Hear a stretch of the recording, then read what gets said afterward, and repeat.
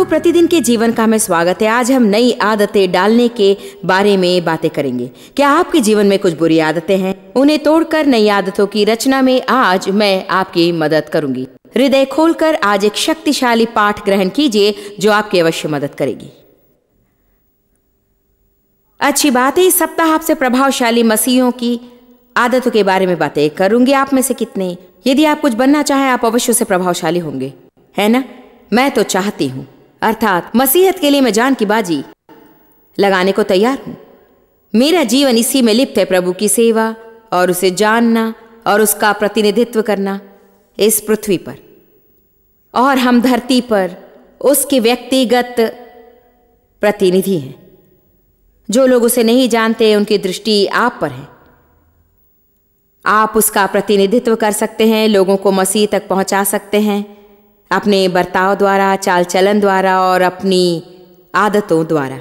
ये समझना एक रौबदार बात है कि हम प्रत्यक्ष व्यक्तिगत प्रतिनिधि हैं यीशु मसीह के।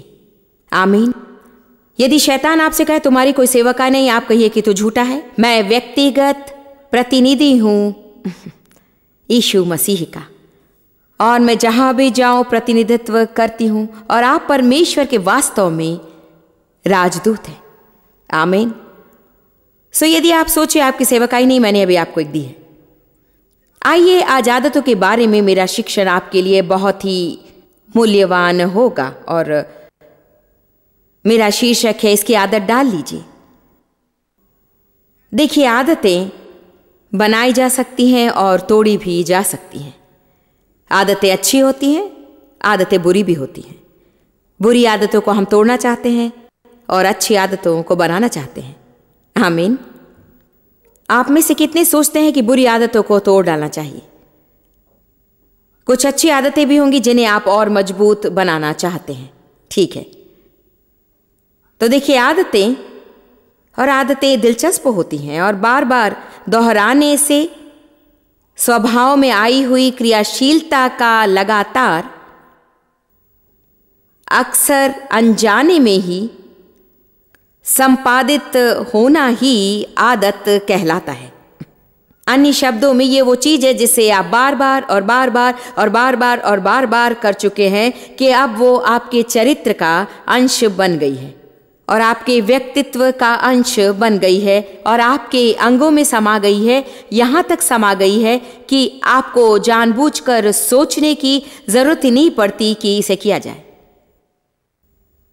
देखिए, क्रिया आप ही हो जाती है, आप उसे करते हैं। खाने के बाद दंत मंजन के लिए मुझे अलार्म रखना नहीं पड़ता, मैं उसे जीवन भर करती आई हूं। मैं एक दिन किसी से कह रही थी, पता नहीं ऐसी आदतें क्यों आती हैं, मगर मैं अपने हाथों और पैरों पर लोशन लगाने लगी थी सोने से पहले जब मैं छोटी थी। हर रात बिस्तर पर बैठकर पैरों पर लोशन लगाती थी। पैरों पर सूखापन मुझसे सहा नहीं जाता था। मुझे सोचने की जरूरत नहीं पड़ती और नहीं कुछ लिखने की जरूरत पड़ती। ऐसी छोटी छोटी आदतें हम सबकी होती है ना। कुछ लोग टूथपेस्ट को एक तरीके से पिचकाते हैं, किसी को किसी और चीज की आदत है, ये चीज या कोई दूसरी चीज। कुछ लोग सुबह बिस्तर से उठते ही बिस्तर को साफ करते हैं। एक स्त्री ने मुझसे कहा कि वो इतनी तेजी से बिस्तर साफ करती है कि उसके पति ने पूछा, बुरा ना मानो तो पहले मुझे उठ जाने दो। कुछ लोग खाना खाते जाकर रसोई घर की सफाई करते हैं। कुछ लोग डिनर टेबल से उठकर सीधे सोफे पर जाकर लेट जाते हैं। हमारी अपनी आदतें हैं और हमारी आदतें बहुत बहुत बहुत ही महत्वपूर्ण हैं। रोमियो 5:17 में बाइबल कहती है कि मसीह की धार्मिकता द्वारा हम जीवन में राजा की तरह राज्य करेंगे। जो जानते हैं कि वे यीशु में कौन है, जिनका मसीह के साथ रिश्ता है और जो मसीह के लहू के माध्यम से परमेश्वर से सही कर लिए गए हैं, वे राजा की तरह राज्य अवश्य करेंगे। हम दबाव में नहीं होंगे, ना नीचे होंगे, ना दलित, ना कष्टजीवी, न दानों के मोहताज होंगे, न आनंद, न शांति और ना ही जय। यीशु मसीह की धार्मिकता के माध्यम से जीवन में राजाओं की तरह हम राज करेंगे। देखिए, धार्मिकता वो सद्गुण है जो हमें प्रभु के अनुग्रह से मुफ्त में दिया गया है। नए जन्म के समय हमारी आत्मा में वो संचारित होता है। जब हम मसीह को उद्धारक मान लेते हैं तो और धार्मिकता हमारी आत्मा में वास करने आती है। होना ऐसा ही चाहिए, क्योंकि परमेश्वर पवित्र है और पवित्रता में ही उसका वास हो सकता है। सो यदि प्रभु का वास हमारी आत्मा में हो तो भीतर शुद्ध होना चाहिए। एक बात आपको अपने बारे में समझना है, यदि आपने मसीह को उद्धारक मान लिया है तो आप भीतर से पवित्र हैं और गहराई में एक उत्कृष्ट इच्छा है कि आप सदा सही कर्म करें। वो आप में प्रभु ने डाली है। मसीह को उद्धारक मानने से पहले आप गलत काम करना चाहते थे, लेकिन इससे आपको कोई परेशानी नहीं हुई। मगर यीशु को उद्धारक मान लेने के बाद भी आप गलत काम कर सकते हैं, क्योंकि बुरी आदतें हैं, मगर अब आपको परेशानी होगी, क्योंकि आपके भीतर कुछ और भी है।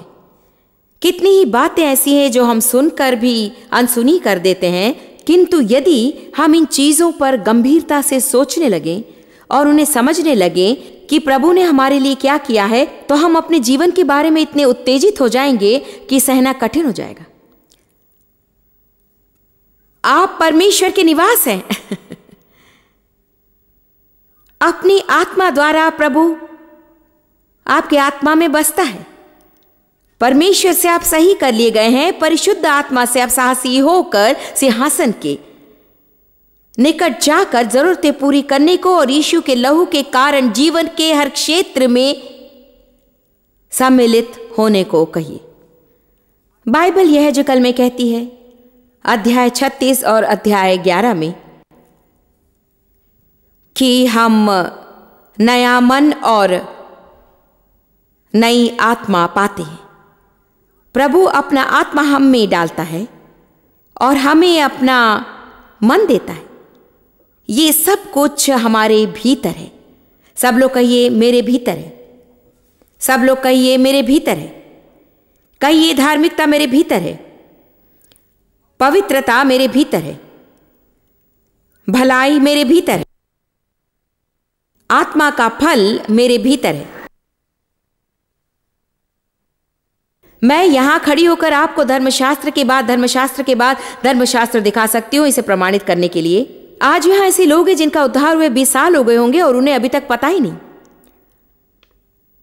आप समझते कि यह सारी बात सिर्फ रविवार को चर्च जाने की है। आप मसीह हैं, मैं चर्च जाता हूं, इससे तो मुझे कुछ पता नहीं चलता। मैं हर संगोष्ठी में कहती हूं ये इतनी अच्छी बात है कि मुझसे बिल्कुल सहा नहीं जाता है। मैं दिन भर गराज में बैठी रह सकती हूं, लेकिन मैं कार तो नहीं बन जाऊंगी।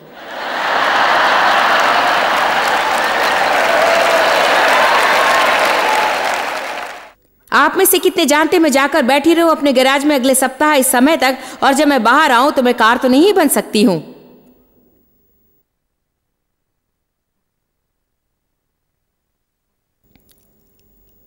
अपने लिए कुछ बनाने हम चर्च नहीं जाते हैं, हम जाते हैं क्योंकि हम कुछ बनाए गए हैं, क्योंकि परमेश्वर ने हमारे भीतर एक कार्य किया है और इसलिए कि हम वहां होना चाहते हैं।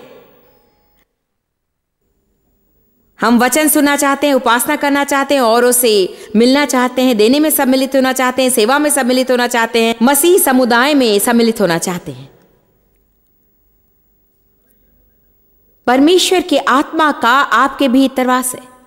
जैवन जीवन बिताने के लिए जिन चीजों की जरूरत है सब हमारे भीतर है, और यीशु मसीह के माध्यम से हमें तो राजाओं की तरह राज्य करना है। फिर हम क्यों नहीं करते? क्योंकि हमारे भीतर जो है वो हमारी समस्या नहीं, जरूरी चीजें हमारे भीतर हैं। समस्या है भीतर से बाहर लाने की, या तो यूं कहिए हमारा अवदान क्या है। क्योंकि मसीह को उद्धारक मान लेने के बाद पवित्र आत्मा का कार्य है जो हमारे भीतर है, उसे गहराई के मनुष्यत्व में ले जाकर हमारी आत्मा में पिरोकर, जो कि मन, इच्छा और भावनाओं का संगम है, फिर आपके जरिए उसे बाहर प्रसारित करें ताकि लोग परमेश्वर को देखने लगे।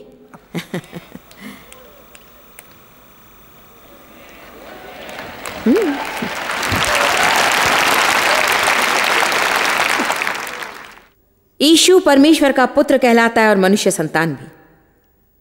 परमेश्वर पुत्र मनुष्य संतान, क्योंकि उसका जन्म एक कुंवारी से हुआ था। उसकी मां पृथ्वी की थी, मगर पिता परमेश्वर पिता था। बढ़ा चढ़ाकर तुलना कभी न की जाए, क्योंकि हम सब जानते हैं कि हम परमेश्वर बिना नहीं हैं, मगर हम भी वैसे हैं। हम शरीर हैं, हम लहू और मांस के पुत्र पुत्रियां हैं, किंतु फिर भी नए जन्म के माध्यम से हम परमेश्वर के पुत्र पुत्रियां हो जाते हैं। आमीन। यीशु ने कहा, तुम वे कार्य करोगे जो मैंने किया है और उनसे भी महान कार्य करोगे। ऐसा कुछ नहीं, कहीं भी बाइबल में ऐसी कोई बात नहीं कि हमें इसी तरह दीनहीन और घटिया, घृणित, मुश्किल से गुजारे का जीवन जीना है।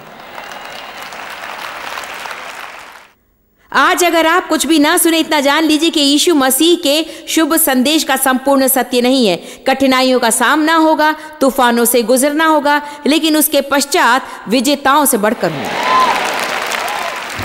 जो संसार में है उससे भी महान वो है जो मुझ में है। मसीह के माध्यम से मैं सब कुछ कर सकता हूं। यदि अपने जीवन के बारे में ऐसी मनोदशा प्राप्त ना कर सके तो आपको शैतान जकड़ लेगा। आपकी मनोदशा भीषण विजेता की तरह होनी चाहिए और वो आप में निहित है। जब मैं यूं प्रचार करती हूं, मेरी नसों में बिजलियां कौंधती हैं। बात कुछ ऐसी है जैसे कि हाँ, मैं जानती हूं जब मुझे ऐसा एहसास होता है, अर्थात मेरे भीतर पवित्र आत्मा सहमत है। जब पवित्र आत्मा को आपकी करनी पसंद ना हो तो अजीब सी अनुभूति होती है। आप में से कितने जानते हैं प्रभु लोगों से इस तरह बोलता है जैसे, या फिर आप बोलते हैं पता नहीं मुझ में कौन सी खराबी है, पर मुझे कुछ अच्छा नहीं लगता। बीमार नहीं, मैं बीमार तो नहीं, मुझे पता नहीं, न जाने कुछ जीवन में गड़बड़ी है, शांति नहीं है, कुछ भारीपन सा है। अच्छा हेलो, शायद आप दिन भर लोगों से अशिष्ट बर्ताव करते रहेंगे। आपको जाकर कुछ लोगों से क्षमा मांगनी और प्रभु से कहिए कि आपको क्षमा कर देता, अभी आप ठीक होंगे।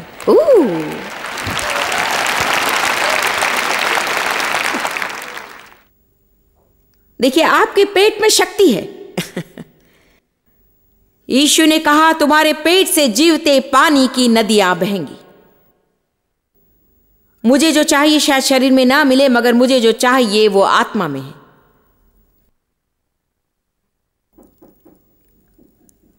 मगर जो हमारे भीतर है उसे बाहर लाना है ताकि भला उत्पन्न हो। मैं सारी चीजों को आत्मा में बंद कर सकती हूं, मगर उन्हें यदि मैं आपके लिए बाहर ना ला सकूं,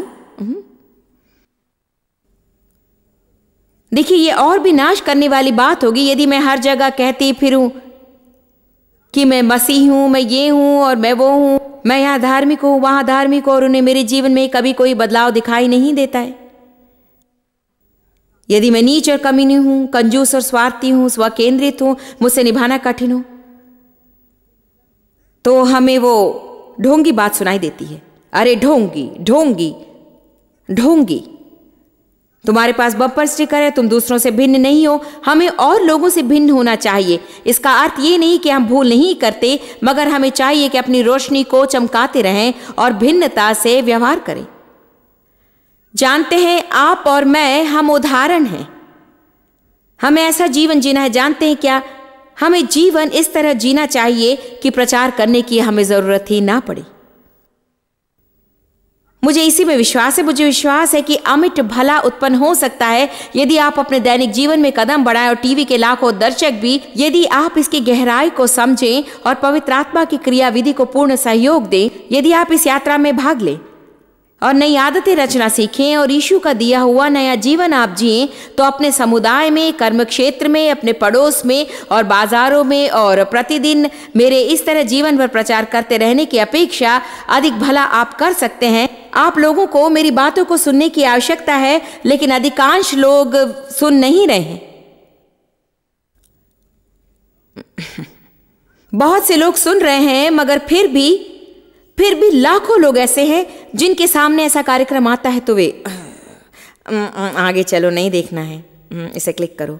बहुत से लोग सुनते हैं और परमेश्वर उन पर छा जाता है और हमारी टेलीविजन सेवकाई बहुत फलवंत है, मगर मेरा तात्पर्य यह है कि इस शहर में लाखों लाखों लोग हैं जिन्हें जबरदस्त जरूरत थी कि किसी भी हालत में वे यहां आए होते, मगर वे आए नहीं। मगर आप उनसे प्रतिदिन निपटते हैं। आप में से भिन्न भिन्न लोग उनसे प्रतिदिन निपटते हैं और उनसे मिलते हैं, प्रतिदिन प्रतिदिन प्रतिदिन मिलते हैं। अब मेरी बात सुनिए, एक स्थिर गवाह से शक्तिशाली और कोई नहीं।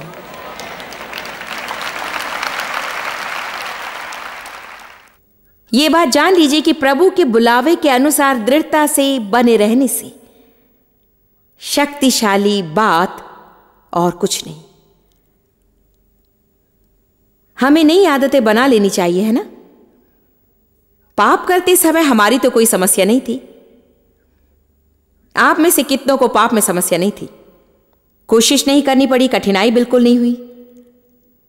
सवेरे उठकर कहने की जरूरत नहीं पड़ी, मुझे पाप करने के लिए आदत डालनी पड़ेगी।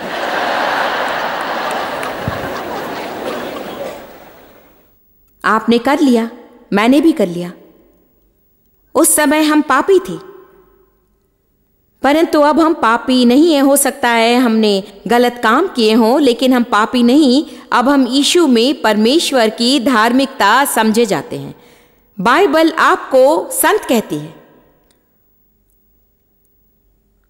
और प्रभु भी ऐसे ही बोलता है। इसलिए नहीं कि हम सब कुछ सही करते हैं, मगर उसने हमारे भीतर जो डाल दिया है उसके लिए। जब आप आईने में अपनी ओर देखिए, आप एक शरीर से भी कहीं अधिक है। आप एक आत्मा है, आपके भीतर कुछ धरा है, आपका ही एक अंश जो कि अनंत काल तक जीता रहेगा। आपको अपने भीतरी जीवन से अधिक लगाव होना चाहिए बाहरी जीवन की अपेक्षा। आप जो वस्त्र पहनकर काम पर जाते हैं उनसे अधिक महत्वपूर्ण है जो आप परमेश्वर के सामने पहनते हैं। इसीलिए बाइबल कहती है, शांति पहन लो, धार्मिकता ओढ़ लो, प्रेम को पहन लो, दया पहन लो। आत्मिक वस्त्र हैं जो हम पहनते हैं। हमारे भीतर जो वस्त्र हैं, बाहर भी वही वस्त्र हम पहने हैं। हमारा भीतरी जीवन परमेश्वर के साथ सुनाम है, हमारा बाहरी जीवन लोगों के साथ सुनाम है। बाहरी जीवन से हमारा अत्यधिक लगाव है और भीतरी जीवन में किंचित मात्र भी लगाव हमें नहीं।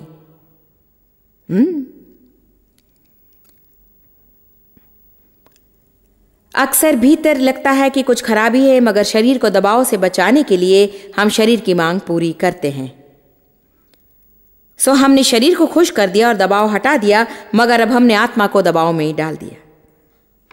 हमें एक निर्णय पर अवश्य पहुंचना है कि अपने किस भाग को हम खुश रखना चाहते हैं, बाहरी भाग को या भीतरी भाग को। जानते हैं कितनी परेशानी होती है जब आपको मालूम है कि अमुक काम आपको नहीं करना चाहिए, मगर फिर भी आप उसे करते हैं। और फिर बात यूं हो जाती है, जब हमें पाप करने में समस्या नहीं तो सही कर्म करने में हमें घोर समस्या क्यों होती है? यदि हम प्रभु से सही कर लिए गए हैं तो हम उसे अपने भीतर से बाहर क्यों नहीं ला सकते जहां उसे होना चाहिए? मेरे ख्याल से इन सब का मूल कारण है ज्ञान की घटी। सही कर्म के ज्ञान की घटी नहीं, मगर सही कर्म करने की रीति को करने हेतु ज्ञान की घटी।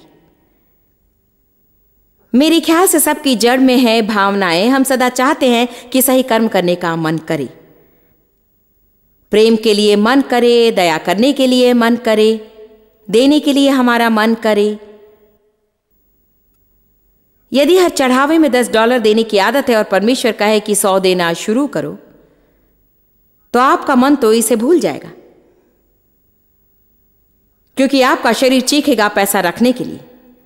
लेकिन दिलचस्प बात यह है, $10 या फिर $5 जो भी चाहे देना शुरू कर सकते हैं। हम अक्सर $1 से शुरू करते हैं ना। उधर चढ़ावे के समय आपने शायद $1 देने से शुरू किया था, और यकीन मानिए मैं आपका मजाक नहीं उड़ा रही हूं। यदि यही आपका सब कुछ है तो बहुत बड़ी बात है, मगर हम सब कम से कम शुरू होते हैं और फिर खींच खांच कर $2 या $3 तक लाते हैं। हम सदा उन डॉलर नोटों को तय कर लेते हैं, उन्हें तय कर अंदर डाल देते हैं ताकि कोई देखे नहीं। हमने कभी चढ़ावे में $100 के नोटों को उस तरह तय नहीं देखा, सब खुले छोड़ देते हैं। इससे हमें मनुष्य प्रवृत्ति का थोड़ा सा परिचय मिलता है। हम वहाँ शुरू होते हैं, $5 तक बढ़ते हैं, फिर $10 तक, और शीघ्र इससे हमें कष्ट नहीं होता। $10 को हम शायद साल भर देते रहते हैं। फिर अचानक परमेश्वर कहता है कि $25 चढ़ावे में दो, तो हम एकदम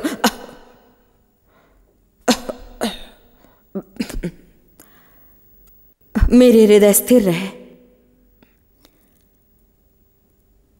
फिर हम उसके लिए मर जाते हैं और $25 देने की आदत डाल लेते हैं, और शीघ्र ही उससे भी कष्ट नहीं होता। हम कहते हैं कि ओह कोई बात नहीं, जरा भी दुख नहीं होता, क्योंकि हम उसके लिए मर चुके हैं, परमेश्वर को चढ़ा दिया है, हम मर चुके हैं। कहने का तात्पर्य ये नहीं कि हम प्राण खो चुके हैं, तात्पर्य है कि उसे हम छोड़ देते हैं, अर्थात हम समझ गए कि किसी और काम के लिए उसे अलग रख दिया गया है।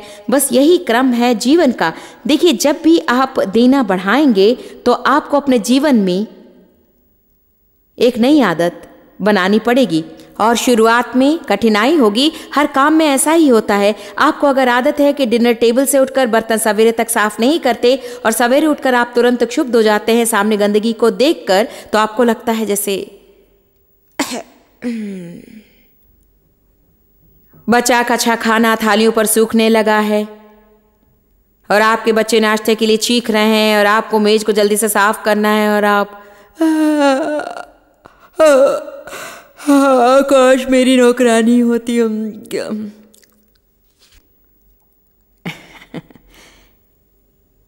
एक बात जानते, शुरू में 10-12 बार जब आप टेबल से उठते ही बर्तन साफ करने लगे तो आपका शरीर चीख कर धूम मचा देगा। वो कहने लगेगा सोफा सोफा, मुझे सोफा चाहिए, सोने के लिए सोफा चाहिए, मुझे सोफा चाहिए फौरन, अभी ना मिले तो मैं मर जाऊंगा, तुरंत लेट न जाऊं तो मुझे गश आ जाएगा।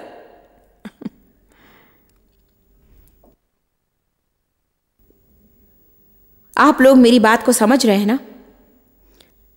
नई आदत डालने के लिए आपको कुछ करना पड़ेगा जो पहले तो अच्छा नहीं लगेगा, मगर धीरे धीरे आदत पड़ जाएगी, आपको कष्ट नहीं होगा, और आपके लिए एक स्वाभाविक बात बन जाएगी, और आपको जरा भी सोचना नहीं पड़ेगा।